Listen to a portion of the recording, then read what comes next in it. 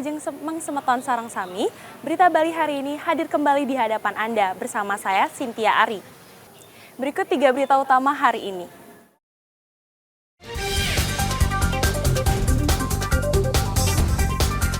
Seorang jaksa senior Kejati Bali ditemukan meninggal dunia di kawasan jogging track Subak Sembung, Denpasar.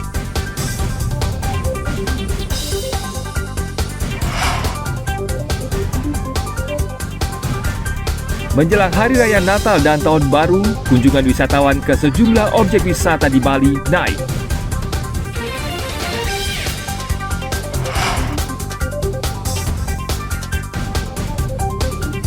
Sebanyak 1.000 penari Rejang Sutri menari bersama di Jabapura Desa Adat Batuan, Sukawati, Gianyar.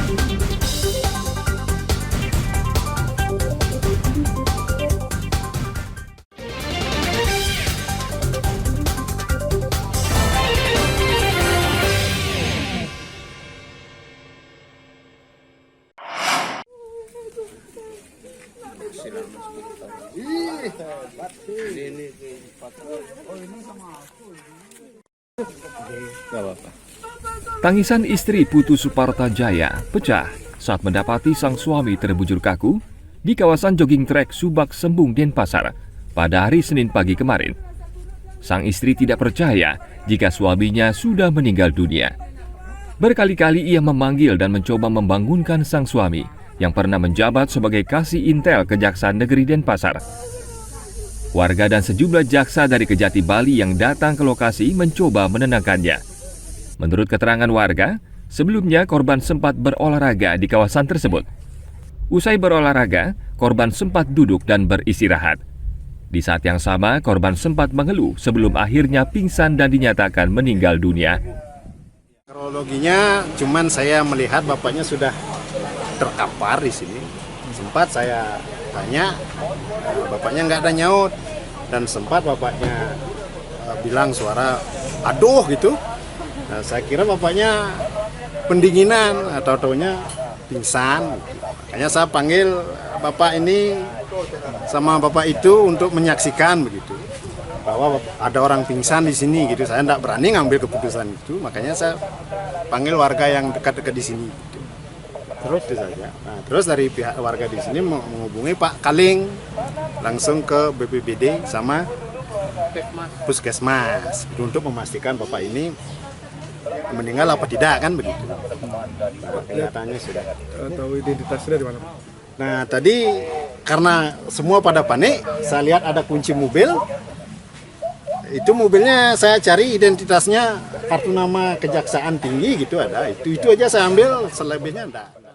Banyak sekali ilmunya, banyak sekali pengalamannya, dan beliau cukup tegas dalam penerapan hukum, khususnya di Kejati Denpasar, karena saya mendampingi beliau pada saat sidang APBD Kota Denpasar dan PBD Badung, korupsi yang pertama kali. Itu yang sangat banyak saya dapat tempat dari beliau. Kemudian beliau meninggalkan Bali, kalau tidak salah di tahun 2007, kembali dimutasi sebagai pemeriksa Intel di Kejaksaan Negeri Jayapura.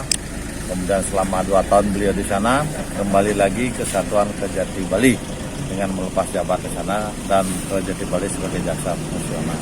Kemudian beliau mengakhiri masa tugasnya di Kejati Bali pada bulan Maret di tahun 2022.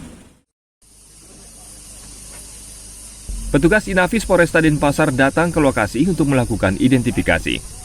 Jenazah selanjutnya dibawa ke kamar jenazah RSUP Prof. Ngurah Denpasar untuk disemayamkan. Tim liputan melaporkan dari Kota Denpasar.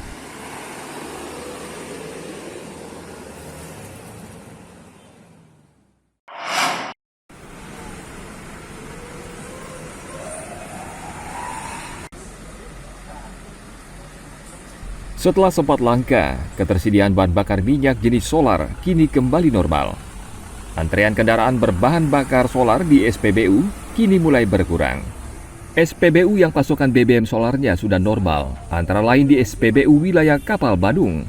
Sebelumnya, antrean kendaraan berbahan bakar solar di tempat ini memanjang hingga ke jalan raya. Meski tetap ada pembatasan pembelian, sopir truk tidak perlu antri lagi untuk membeli solar. Ya, mudah-mudahan sekarang sudah lancar, Pak. Udah lancar ya? Ya, kemungkinan kemarin sempat ada kendala di bagian pengiriman yang dengar informasi dari pimpinan. Sekarang udah Sekarang sudah lancar. ada ya? Ya, ada. Nggak susah Dulu nyari? sempat ngantri-ngantrinya sampai berapa, satu hari itu bisa 1 jam, 2 jam ngantri. Sekarang sudah Ada ya? Isinya 24, tapi 3 pompa, Pak. 3 pompa, 24. Ya, Jadi ya, dibagi 888. 888. Setiap minggu, Ya, tiap hari, Pak. setiap hari. Ya, Setiap hari sekali. ya. Oh iya iya. Itu lumayan ini Pak, antrian kita Yo, lihat di sana antri.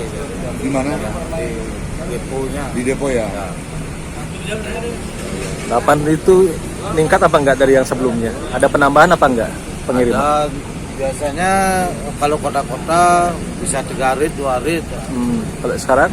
Kalau sekarang Sekarang 2 rit nanti balik lagi ngangkut. Oh gitu, berarti ada penambahan ya? penambahan ada ya. penambahan. Jumlah pengiriman bahan bakar solar kini mulai ditingkatkan. Jika sebelumnya satu SPBU menerima 16 ton BBM solar per hari, kini permintaan ke depo Pertamina bisa disesuaikan dengan permintaan pasar. Tim Liputan melaporkan dari Kabupaten Badung.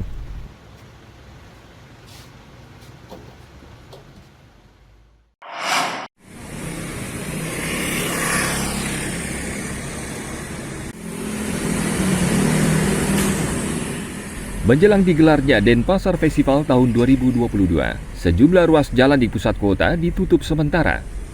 Di Jalan Gajah Mada dan Veteran diberlakukan sistem buka tutup selama persiapan dan pembangunan stand pameran UMKM.